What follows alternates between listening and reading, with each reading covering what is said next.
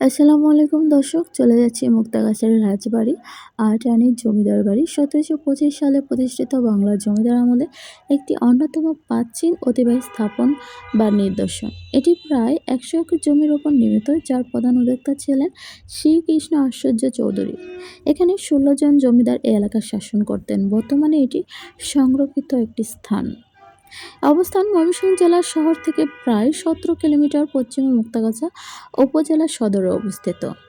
বগুড়ার বাসিন্দা শ্রীকৃষ্ণ আচার্য চৌধুরী মুর্শিদাবাদের নবাবের দরবার থেকে জমিদারি লাভ করেন এবং সেখানে পরবর্তীতে বসতি স্থাপন করেন। ব্রিটিশ রাজা থেকে বংশের জমিদাররা রাজা থেকে মহারাজা উপাধি পেয়েছেন, তাকে রাজবাড়ি বলা হয়। আগে জমিদার বাড়ি ছিল, পরবর্তীতে তারা বিভিন্ন উপাধি পেয়েছে, রাজা হয়েছে, মহারাজা হয়েছে, তাই একে রাজবাড়ি বলা হয়।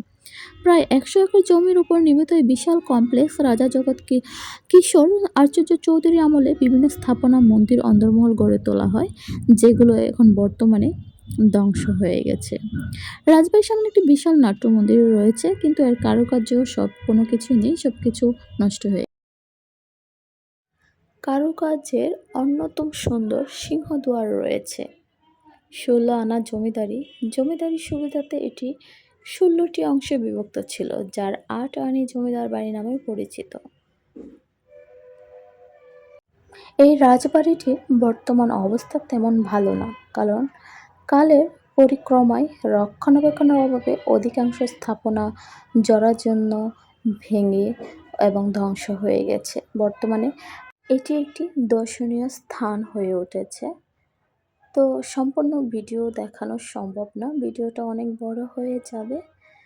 এই ঐতিহাসিক রাজবাড়ি পরিদর্শন এখানকার পর্যটকরা প্রতিদিন দেশের বিভিন্ন স্থান থেকে মুক্তাগাছায় আসছেন। এখানে এসে তারা ইতিহাসের পুরনো দিনে ফিরে যান এবং রাজবাড়ির মূল ফটক, সিংহ দরজা দিয়ে প্রবেশ করলেই চোখে পড়বে বেশ কিছু খালি ফলক, যেখানে ছিল সিমেন্ট, চীনামাটি, মূল্যবান পাথর এবং সিংহ। এগুলো কিন্তু কিছুই নেই। আমি মনে করি প্রশাসনের জোর দেওয়া দরকার, রাষ্ট্রের জোর দেওয়া দরকার, এগুলো সংরক্ষণ করার জন্য। যেতটুকু আছে সেটা যেন খুব ভালো থাকে, মজবুত থাকে, আরও সুন্দর কিছু হয়।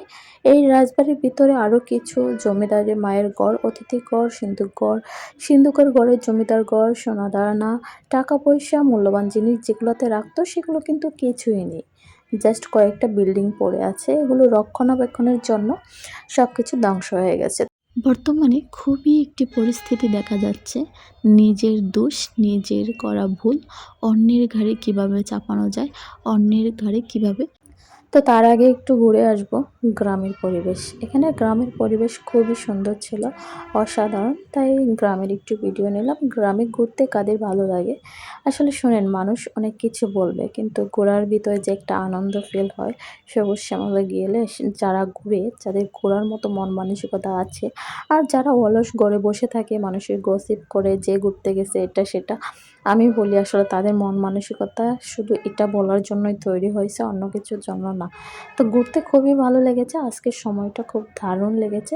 মুক্তাগাছা যে নতুন গিয়েছি সেটা কিন্তু না, মুক্তাগাছা থেকে চলে গিয়েছিলাম কিন্তু বিদ্যাগঞ্জের দই খেতে। বিদ্যাগঞ্জের দই দারুণ মজা। তো আমার সাথে ছিল বড় আপুরা, তাদের সাথে গিয়েছি। বিদ্যাগঞ্জের গ্রামটা একটু ঘুরে দেখলাম। সেখানে গ্রামগুলো খুবই সুন্দর, সবুজ শ্যামল এবং অনেক অনেক বিভিন্ন সবজি ক্ষেত এবং মরিচ ক্ষেত, সব কিছুই ঘুরলাম, খুবই ভালো লেগেছে। যাদেরকে আমাকে দেখে খুব জেলাস ফিল হয়, তারা আমাকে বলবেন আপনার শরীরে জ্বালাপোড়া নিবানোর জন্য। এখানে দেখছেন কত বড় মরিচ ক্ষেত, লাগলে আমাকে বলবেন, আমি কিন্তু এনে দিব, সংরক্ষণ করে দিব, আপনার কষ্ট করতে হবে না। আর আপনি যদি কিছু বলতে চান, জানতে চান, আমাকে বলবেন, আমি আপনাকে সুন্দর করে বর্ণনা করে দেব। তো চলে আসলাম মুক্তাগাছা আবার, যেহেতু ময়মনসিংহ আবার ব্যাক করব, তাহলে মুক্তাগাছা হয়ে আসতে হবে।